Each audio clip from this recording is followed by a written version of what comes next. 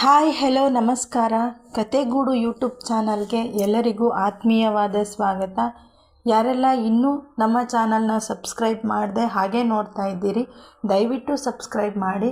ಕತೆ ಇಷ್ಟ ಆದಲ್ಲಿ ಲೈಕ್ ಮಾಡಿ, ಕಮೆಂಟ್ ಮಾಡಿ, ಹೆಚ್ಚು ಶೇರ್ ಮಾಡುವುದರ ಮೂಲಕ ಸಪೋರ್ಟ್ ಮಾಡಿ. ಅರುಣಾನುರಾಗದ 37ನೇ ಸಂಚಿಕೆಯನ್ನು ನೀವೀಗಾಗಲೇ ನೋಡಿ ಖುಷಿಪಟ್ಟಿದ್ದೀರಾ ಅಂತ ಭಾವಿಸ್ತಾ 38ನೇ ಸಂಚಿಕೆಯನ್ನು ಶುರು ಮಾಡೋಣ. ಅಪ್ಪ, ಅಮ್ಮ, ಪೂಜಾ ಅಕ್ಕ ಫೋನ್ ಮಾಡಿದರು. ಏನೋ ಮುಖ್ಯವಾದ ಮೀಟಿಂಗ್ನಲ್ಲಿ ಇದ್ದಾರಂತೆ. ಹಾಗೆ ಮೀಟಿಂಗ್ ಮುಗಿದ ತಕ್ಷಣ ಕ್ಲೈಂಟ್ಸ್ ಜೊತೆನೇ ಮುಂಬೈಗೆ ಹೋಗಬೇಕಂತೆ. ಏನೋ ಮುಖ್ಯವಾದ ಕೆಲಸ ಇದೆಯಂತೆ. ಇನ್ನೂ 5-6 ದಿನ ಮನೆಗೆ ಬರೋಕ್ಕಾಗಲ್ಲ, ಅಪ್ಪ ಅಮ್ಮಂಗೆ ಹೇಳಿಬಿಡು ಅಂತ ವಿಷಯ ತಿಳಿಸಿದ್ರು. ಏನಮ್ಮ ವರುಣ ಹೇಳ್ತಾ ಇರೋದು? ಅರುಣ ಮಾತಾಡಿದ್ಲ ನಿನ್ನ ಜೊತೆ? ಇದೇನು ದಿಢೀರಂತ ಮುಂಬೈಗೆ ಹೋಗೋದು? ಅದು ಈ ರಾತ್ರಿಲಿ? ಬೆಳಗ್ಗೆ ಹೋಗ್ಬೋದಿತ್ತು. ಮನೆಗೆ ಬಂದು ಹೇಳಿ ಬಟ್ಟೆ ತೊಗೊಂಡು ಹೋಗೋಕ್ಕೆ ಹೇಳೋದಲ್ವಾ? ಎಲ್ಲಿ, ನಂಗೆ ಫೋನ್ ಮಾಡಿಕೊಡಿಲಿ, ನಾನೇ ಮಾತಾಡ್ತೀನಿ ಎಂದರು ಮಂಜುನಾಥ್. ಇಲ್ಲಪ್ಪ, ಅಕ್ಕ ಮಾತಾಡಲಿಲ್ಲ, ಅವಳು ಮೀಟಿಂಗ್ನಲ್ಲಿದ್ದಾಳೆ, ಮುಗಿದ್ಮೇಲೆ ಫೋನ್ ಮಾಡಿಸ್ತೀನಿ ಅಂದರು. ಅದಕ್ಕೆ ನಾನು ಸರಿ ಅಂತ ಹೇಳಿ ಕಾಲ್ ಕಟ್ ಮಾಡಿದೆ.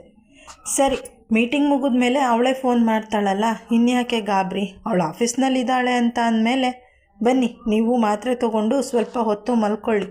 ಆಮೇಲೆ ಅರುಣ ಫೋನ್ ಮಾಡಿದಾಗ ನಾನೇ ಎಬ್ಸಿ ಕೊಡ್ತೀನಿ, ಮಾತನಾಡುವ್ರಂತೆ ಎಂದು ಬೆಡ್ ಕ್ಲೀನ್ ಮಾಡಲು ಹೋದರು ಲಕ್ಷ್ಮಿ. ಇಲ್ಲ ಲಕ್ಷ್ಮಿ, ಯಾಕೋ ನಿದ್ದೆ ಬರ್ತಿಲ್ಲ, ಸ್ವಲ್ಪ ಹೊತ್ತು ಬಾಲ್ಕನಿಯಲ್ಲಿ ಓಡಾಡುತ್ತಾ ಇರ್ತೀನಿ, ಅರುಣ ಫೋನ್ ಮಾಡಿದ್ರೆ ಕರೀರಿ ಎನ್ನುತ್ತಾ ಬಾಲ್ಕನಿ ಕಡೆ ಹೆಜ್ಜೆ ಹಾಕಿದರು ಮಂಜುನಾಥ್.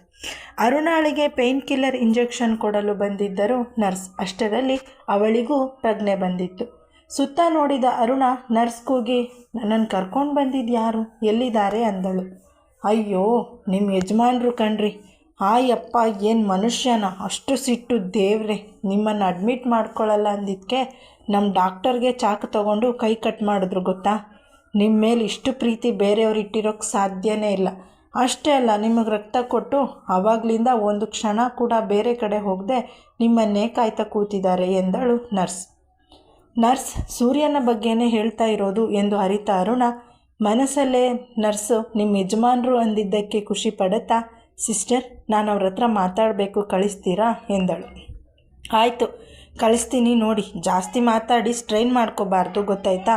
ಇವತ್ತು ನಾಳೆ ಇನ್ನೂ ಪೇಯ್ನ್ ಇರುತ್ತೆ ಎನ್ನುತ್ತಾ ಇಂಜೆಕ್ಷನ್ ಕೊಟ್ಟು ವಾರ್ಡ್ನಿಂದ ಹೊರಬಂದು ಅಲ್ಲೇ ಕೂತಿದ್ದ ಸೂರ್ಯನಿಗೆ, ನಿಮ್ಮ ಹೆಂಡತಿಗೆ ಪ್ರಜ್ಞೆ ಬಂದಿದೆ, ನಿಮ್ಮ ಹತ್ರ ಮಾತಾಡಬೇಕಂತೆ, ಹೋಗಿ ಎನ್ನುತ್ತಾ ಇಂಜೆಕ್ಷನ್ ಟ್ರೇ ಹಿಡಿದು ಬೇರೆ ವಾರ್ಡ್ ಕಡೆಗೆ ಹೋದಳು. ಪ್ರಜ್ಞೆ ಬಂದ ಖುಷಿಗೆ ಅರುಣನ ಮೊದಲು ಮಾತಾಡಿಸ್ಬೇಕು ಅಂತ ಹೇಳಿದ ತಕ್ಷಣ ಒಳಗೆ ಓಡಿ ಬಂದಿದ್ದ ಸೂರ್ಯ. ಸೂರ್ಯನ ಮುಖ ನೋಡಿದ ಕೂಡಲೇ ಅರುಣಾಳ ಮುಖದಲ್ಲಿದ್ದ ನೋವು, ಆತಂಕ ಮರೆಯಾಗಿತ್ತು. ತನ್ನ ಜೀವ ಕೊಟ್ಟು ನನ್ನನ್ನು ಕಾಪಾಡೋಕ್ಕೆ ಹಿಂಜರಿಯಲ್ಲ ಸೂರ್ಯ. ಇವನಿಗಿಂತ ನನ್ನ ಪ್ರೀತಿಸೋರು ಸಿಗಲ್ಲ ಅಂತ ಎಲ್ಲರೂ ಹೇಳುವಾಗ ನನ್ನ ಮನಸ್ಸಾದರೂ ಇವನ ಕಡೆ ಜಾರದೆ ಹೇಗಿರೋಕ್ಕೆ ಸಾಧ್ಯ ಹೇಳು?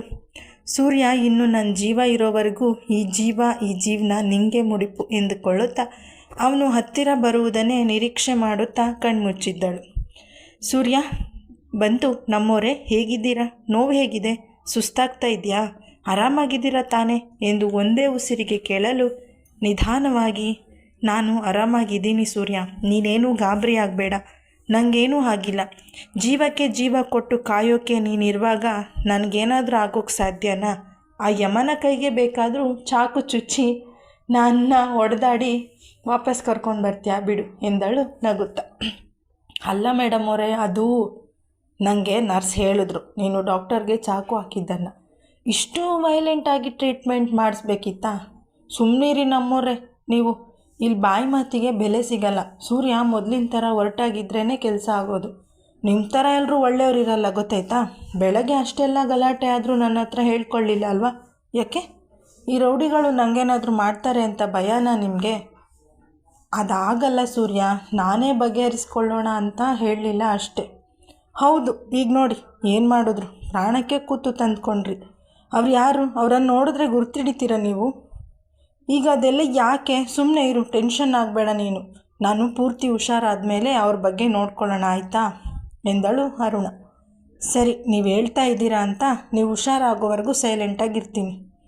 ಸೂರ್ಯ, ಕೈ ಕೊಡಿಲಿ ಎನ್ನುತ್ತಾ ಅವನ ಕೈ ಹಿಡಿದು, ತುಂಬ ಥ್ಯಾಂಕ್ಸ್ ಸೂರ್ಯ, ನೀನು ನನ್ನ ಜೀವನದಲ್ಲಿ ಬಂದಿದ್ದಕ್ಕೆ, ನನ್ನ ಪ್ರಾಣ ಕಾಪಾಡಿದ್ದಕ್ಕೆ. ನಾನು ನಿಂಗೇನೋ ಹೇಳಬೇಕು ಸೂರ್ಯ.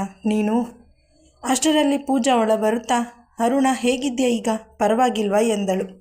ಅವರಿಬ್ಬರ ಮಾತು ಅಲ್ಲಿಗೆ ಕತ್ತರಿಸುತ್ತಾ ಪೂಜಾಳ ನೋಡಿದ ಕೂಡಲೇ ಸೂರ್ಯ ಅರುಣ ಕೈನಿಂದ ತನ್ನ ಕೈ ಬಿಡಿಸಿಕೊಂಡು ಸರಿದು ನಿಂತ. ಪೂಜಾ, ನೀನು ಯಾವಾಗ ಬಂದೆ? ಈಗ ಸ್ವಲ್ಪ ನೋವಿದೆ ಅಷ್ಟೇ ಎಂದಳು. ಮನೆಯಿಂದ ವರುಣ ಫೋನ್ ಮಾಡಿದ್ಲು, ನಿನ್ನ ಬಗ್ಗೆ ವಿಚಾರಿಸಿದ್ಲು. ಮೀಟಿಂಗಲ್ಲಿದೆಯಾ ಅಂತ ಹೇಳಿ ಸಂಭಾಳಿಸಿದ್ದೀನಿ. ಒಳ್ಳೆ ಕೆಲಸ ಮಾಡಿದೆ. ಅವ್ರಿಗೇನು ಗೊತ್ತಾಗಿಲ್ಲ ತಾನೇ ಅಂದಳು ಅರುಣ. ಇಲ್ಲ, ನಾನೇನು ಹೇಳಿಲ್ಲ. ಸೂರ್ಯ ನಿಮ್ಮ ಮನೆಯವರ ಪರಿಸ್ಥಿತಿ ಬಗ್ಗೆ ಯೋಚನೆ ಮಾಡಿ ನಂಗೆ ಮೊದಲೇ ಎಲ್ಲ ವಿಷಯ ತಿಳಿಸಿದ್ರು. ಹಾಗಾಗಿ ನಾನೇನು ಬಾಯಿ ಬಿಟ್ಟಿಲ್ಲ. ಮತ್ತೊಮ್ಮೆ ಸೂರ್ಯನ ಕಡೆ ತಿರುಗಿ ಕಣ್ಣಿನಲ್ಲೇ ಧನ್ಯವಾದ ತಿಳಿಸಿದಳು ಅರುಣ. ಅಂದಹಾಗೆ ನೀನಿನ್ನೂ 5-6 ದಿನ ಇಲ್ಲೇ ಇರಬೇಕಲ್ಲ, ಹಾಗಾಗಿ ಮುಂಬೈನಲ್ಲಿ ಕೆಲಸ ಇದೆ. ನೀನು ಹೋಗ್ತಾ ಇದ್ದೀವಿ, 5-6 ದಿನ ಬಿಟ್ಟು ಬರ್ತೀವಿ ಅಂತ ಹೇಳಿದ್ದೀನಿ. ಆದರೂ ವರುಣ ಅಕ್ಕನ ಹತ್ರ ಮಾತಾಡಿಸಿ ಅಂದಿದ್ದಾಳೆ. ತಗೋ, ಒಂದು ಸರಿ ಮನೆಗೆ ಫೋನ್ ಮಾಡಿ ನಾನು ಹೇಳ್ದಾಗ ಹೇಳು ಎಂದಳು ಅರುಣಳ ಫೋನ್ ಕೈಗಿಡುತ್ತಾ. ಓದಿಕೊಳ್ಳುತ್ತಿದ್ದ ವರುಣ ಅಕ್ಕನ ಫೋನ್ಗಾಗಿ ಕಾಯುತ್ತಾ ಫೋನ್ ಪಕ್ಕದಲ್ಲೇ ಇಟ್ಟುಕೊಂಡು ಕೂತಿದ್ದಳು. ಫೋನ್ ರಿಂಗ್ ಆಗಿದೆ, ತಡ ರಿಸೀವ್ ಮಾಡಿ ಅಕ್ಕ ಎಂದಳು. ವರು ಊಟ ಮಾಡ್ದ? ಅಪ್ಪ ಎಲ್ಲಿ?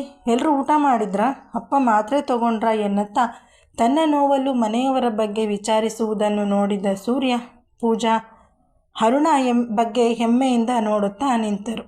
ಹ್ಞೂ ಅಕ್ಕ, ಎಲ್ಲರೂ ಊಟ ಮಾಡಿದ್ರು. ನೀನು ಮಾಡ್ದ? ಅಪ್ಪ ಅಂತೂ ನೀನು ಮನೆಗೆ ಬಂದಿಲ್ಲ ಅಂತ ತುಂಬ ಟೆನ್ಷನ್ ಆಗಿದ್ರು.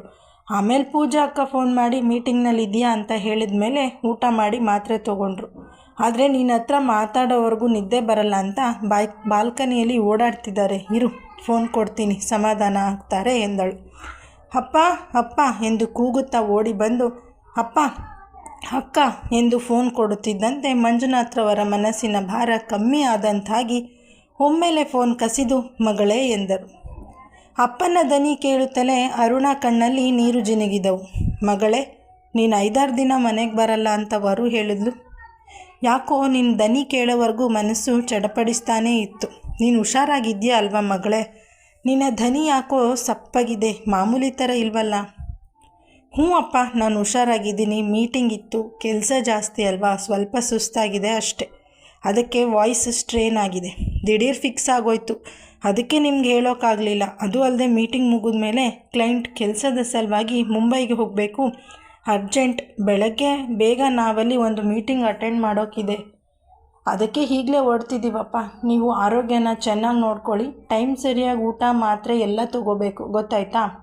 ಅಮ್ಮಂಗೆ ನೀವೇ ಧೈರ್ಯ ಹೇಳಬೇಕು. ನಾನು ಬೇಗ ಬಂದುಬಿಡ್ತೀನಿ, ಹಾಗೆ ದಿನ ಫೋನ್ ಮಾಡ್ತೀನಿ. ನಾನು ಬರೋವರೆಗೂ ಎಲ್ಲರೂ ಹುಷಾರಾಗಿರಬೇಕು ಅಪ್ಪ, ಗೊತ್ತಾಯ್ತಾ? ಆಯಿತು ಮಗಳೇ, ನಮ್ಮ ಬಗ್ಗೆ ಚಿಂತೆ ಮಾಡಬೇಡ. ಕ್ಷೇಮವಾಗಿ ಹೋಗಿ ಲಾಭವಾಗಿ ಬಾ ಎನ್ನುತ್ತಾ ಮಿಸ್ ಯು ಮಗಳೇ ಎಂದರು ಕಣ್ಣೀರು ಒರೆಸಿಕೊಳ್ಳುತ್ತಾ. ಮಿಸ್ ಯು ಟೂ ಅಪ್ಪ, ಬೇಗ ಬಂದುಬಿಡ್ತೀನಿ ಎನ್ನುತ್ತಾ ಮುಂದೆ ಮಾತನಾಡಲು ಆಗದೆ ಫೋನ್ ಕಟ್ ಮಾಡಿದಳು. ಮೊದಲ ಬಾರಿಗೆ ಅಪ್ಪನ ಹತ್ತಿರ ಸುಳ್ಳು ಹೇಳಿದ್ದಕ್ಕೆ ಸಂಕಟಪಡುತ್ತಾ. ಕತೆ ಮುಂದಿನ ಭಾಗದಲ್ಲಿ ಮುಂದುವರಿಯುವುದು. ಧನ್ಯವಾದಗಳು.